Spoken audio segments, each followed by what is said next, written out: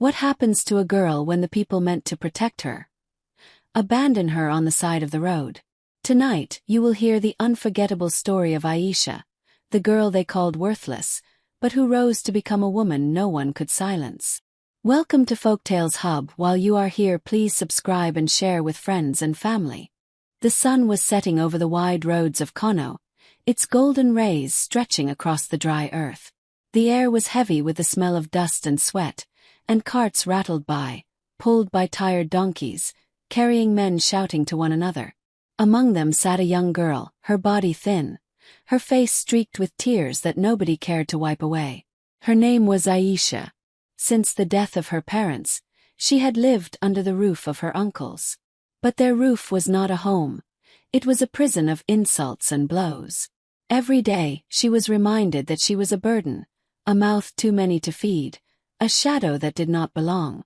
And on that day, as the cart rolled out of the town, her uncles had finally decided they were done with her. The cart stopped at a lonely stretch of road. Rough hands pulled her up, shoved her, and before she could even beg or cry out, she was pushed into the dirt. The wheel turned, the cart rattled forward, and the men who should have protected her left her behind, not once looking back. For a moment, she lay there stunned, her breath knocked from her chest, the gravel biting into her palms. Dust clung to her face as tears fell into the dry soil. She tried to stand, but her knees buckled, and she fell again, trembling. People passed her. Some slowed, curiosity flickering in their eyes, but none stopped. Who wanted the trouble of a castaway girl? Who would take on a burden that her own blood had rejected? And so she lay there, alone in the road, as the last light of the sun bled into the horizon. Then footsteps approached. They were steady, unhurried, belonging to a man who carried only a small bag on his back. His clothes were plain, his face shadowed by the fading light. He looked down at her without pity, without disgust, just quiet recognition, as if he had expected to find her there. "Can you stand?" he asked, his voice calm. She looked up at him, unsure whether to trust. She had trusted before, and it had left her broken. Still, something in his voice was steady, like a rock unmoved by storms. She tried to rise but stumbled. The man reached out his hand, not forcing, only offering. Slowly, with hesitation, she took it. "Come with me," he said. And that was all. He did not ask why she was alone, or who had left her, or whether she was worth saving. He simply walked, and she followed, unsure why her feet moved but unable to stop them. They reached a small resting place beneath a neem tree. From his bag, the man, whose name she would later learn was Daniel, took out a piece of bread and a flask of water. He broke the bread in half and gave it to her. She stared at it, her fingers trembling. It had been days since she'd eaten properly. She devoured it quickly, tears slipping down her cheeks as she chewed. Daniel said nothing. He simply sat, eating his share slowly, his eyes watching the road as though waiting for nothing in particular. That night, he led her to a small hut at the edge of his village. He spread a mat on the floor, placed a thin blanket beside it, and stepped back. "You can rest here," he said. She wanted to ask why. Why he had stopped, why he cared, why he was giving her what no one else had given. But her throat was dry, her voice locked inside. Instead, she lay down, curled into herself, and let sleep, deep and heavy, pull her under. The days that followed were not easy. When Daniel brought her into the village, people whispered. Women carrying water paused, their eyes narrowing. Men sitting by the roadside leaned closer to each other, muttering. Children, bold in their innocence, pointed and asked, "Who is she?" "She's no one," came the replies. "A stranger. A burden." Aisha felt the weight of those words pressing on her like stones. She had heard them before, too many times, and they had carved scars deep into her heart. She lowered her head, kept her eyes on the ground, and followed Daniel silently, afraid that at any moment he would cast her away too. But Daniel never did. He never explained her to the villagers, never defended her with grand words. He simply let her walk beside him, as though she had always belonged there. At night, she lay awake in the small hut, listening to the distant sounds of the village, the barking dogs, the chatter of neighbors, the crackling of fires. Fear often crept into her chest. She feared the stares, the whispers, the memory of the cart leaving her in the dust. But each morning, when Daniel appeared with a small meal or a simple word, she felt a thin thread of safety binding her to the new days. One afternoon, she wandered to the riverbank. Women were washing clothes, their laughter ringing out like bells. When they saw her, their voices quieted. One of them, a tall woman with sharp eyes, stepped closer. "Where are you from?" she asked. Aisha froze, unsure what to say. Her story was a wound she did not want to open. The woman folded her arms. "We don't know you. Strangers bring trouble. Don't think you can hide here forever." The words pierced deep, reopening old wounds. Aisha turned away, her throat tight, her eyes burning. She wanted to disappear, to sink into the river and never rise again. But when she returned to the hut that evening, Daniel was there, fixing a broken basket. He looked up at her, his eyes calm. He didn't ask what had happened, didn't demand an explanation. Instead he said, "Sit, eat." And somehow, in that silence, she found enough strength to keep breathing. Days turned to weeks. Aisha began to help, sweeping the hut, fetching water, grinding millet. She worked quietly, avoiding the eyes of others. Slowly, her hands grew steadier, her body stronger. Still the whispers did not stop. "She doesn't belong here. Daniel has brought trouble. She will bring shame." But Daniel never wavered. He walked through the village with the same calm steps, his face unreadable, as though the world's noise could not touch him. And beside him, though still afraid, Aisha began to learn how to walk with her head a little higher. One evening, as the sky turned purple with dusk, Daniel led her to the mill at the heart of the village. The air was filled with the sound of grinding stone, the smell of flour and sweat. "You can work here," he said simply. The miller, a broad man with kind eyes, looked at her and nodded. "If she works, she earns. That is enough." For the first time in her life, Aisha felt the weight of something she had never known before: possibility. Her hands touched the heavy stones, her arms strained, and sweat beaded on her forehead. It was hard, but it was hers. She was not a burden. She was not unwanted. She was working, earning, standing. And though she did not smile, not yet, something in her heart stirred, like a seed pushing against the soil, reaching for light. That night she sat outside the hut, staring at the stars. The air was cool, the village quiet. Daniel sat beside her, silent as always. "Why?" she whispered finally, her voice barely breaking the stillness. He turned to her, his face calm. "Why what? Why did you help me?" For a long moment he said nothing. Then softly he answered, "Because you were there." No grand reason, no story of fate. Just the truth. And somehow it was enough. But peace is never without shadows. And though Aisha's days began to find rhythm, her past had not finished with her. Far beyond the village, whispers were reaching her uncle's ears. And soon, footsteps would come searching, bringing with them a storm that could shatter everything she had begun to build.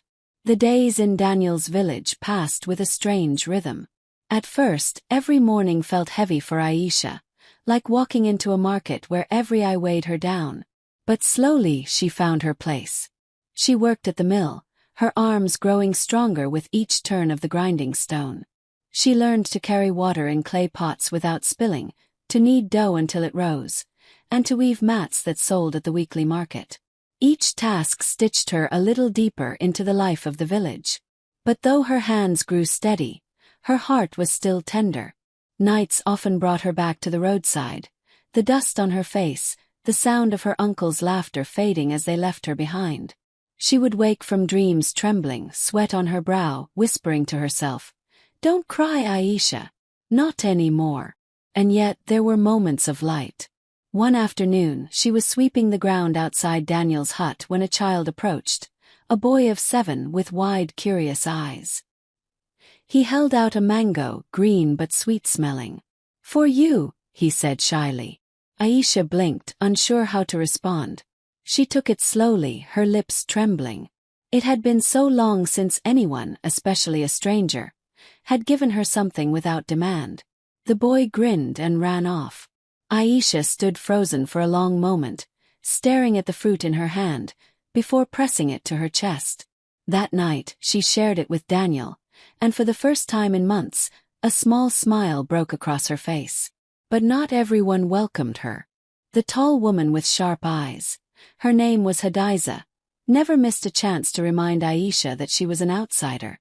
"Do not think you are one of us," she hissed one morning as they both washed clothes at the river. "Girls like you bring curses. You will not last here." Aisha kept her head down, but inside her chest burned. She wanted to shout, to tell Hadiza she had not asked to be left behind, that she had not begged for pity. But the words stuck. Silence was safer. Still, every insult added weight to the wound already inside her. Daniel noticed, though he rarely spoke. Sometimes, when he saw her shoulders slumped or her eyes swollen from tears, he would sit beside her in silence. His presence was like shade in the desert, quiet, steady, and necessary. Then came the day everything changed. It was the market day in Kano, and traders had come from far and near. Aisha walked among the stalls, carrying the mats she had woven to sell. The air was thick with the smell of roasted meat, spices, and dust. Voices rose like waves, bargaining, laughing, arguing. She had just sold 2 mats when a voice stopped her in her tracks.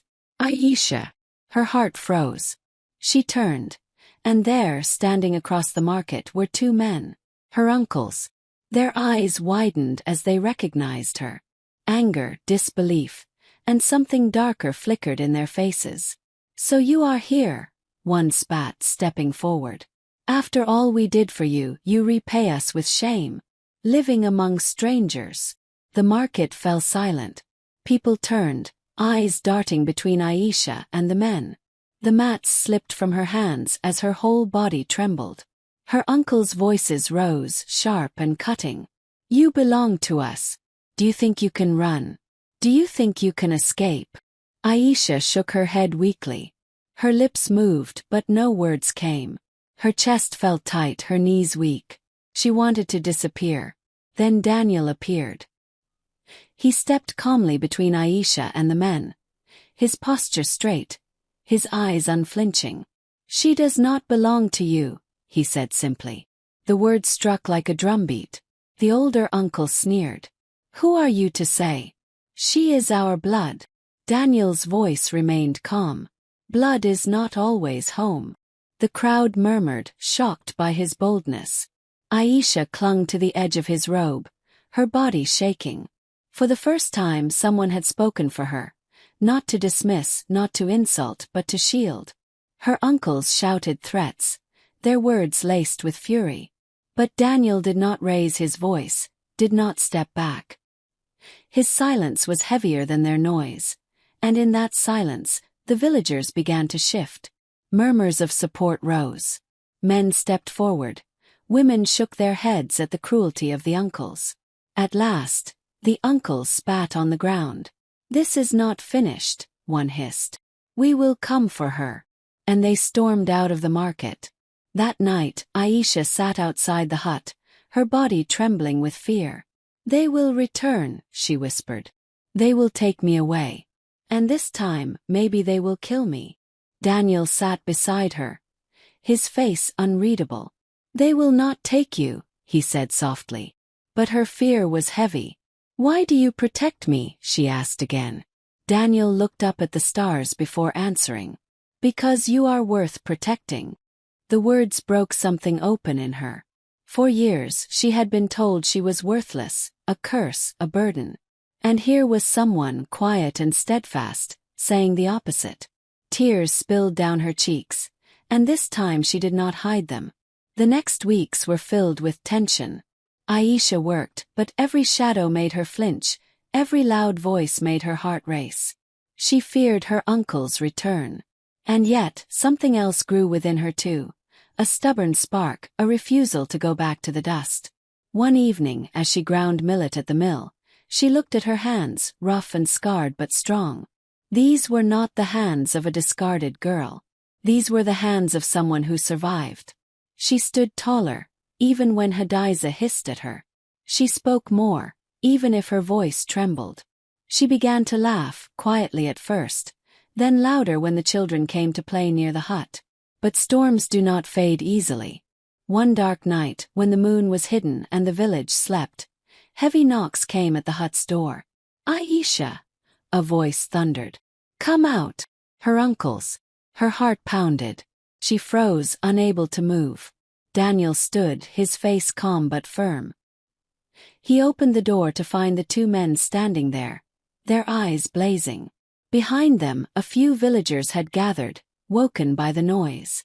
"She is ours," the older uncle growled. "You cannot keep her." Daniel's voice was steady. "She is not yours to claim." The uncle's hand shot forward, trying to grab Aisha. But Daniel stepped in front, his body shielding hers completely. "If you touch her," he said quietly, "you will answer to all of us." And then something happened that Aisha never expected. The villagers stepped forward. One by one, men and women, old and young, forming a line beside Daniel. "She is one of us now," said the miller firmly. "You left her in the dust," spat a woman. "We will not." The uncles looked around, their fury clashing with the united wall before them. At last, realizing they were outnumbered, they cursed and stormed into the night. Aisha collapsed to her knees, shaking with relief and disbelief. For the first time she was not alone. That night, as the village returned to quiet, Daniel placed a hand on her shoulder. "They will not break you," he said. "Not anymore." And for the first time Aisha believed it. But inside she knew this was not just about survival anymore. This was about reclaiming herself, about standing not in someone else's shadow but in her own light. The road to healing had begun, but the hardest part was yet to come. The night her uncles left in defeat, something shifted in Aisha's heart. For years she had been tossed around like a leaf in the wind, driven by the cruelty of others, weighed down by shame she never deserved. But standing in the glow of firelight, with Daniel and the villagers behind her, she realized a truth that made her chest swell with tears. She was not a burden. She was not a curse. She was a life worth keeping. The days that followed were lighter. Children ran to her without fear, tugging at her hands, begging her to tell them stories.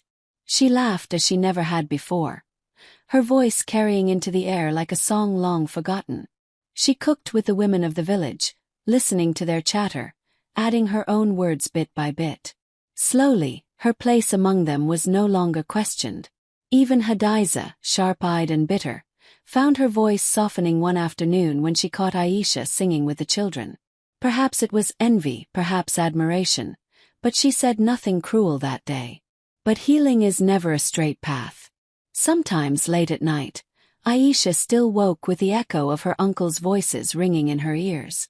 She would sit outside under the stars, hugging her knees, afraid they might return. Daniel often joined her, saying little. Sometimes he would simply hand her a calabash of water.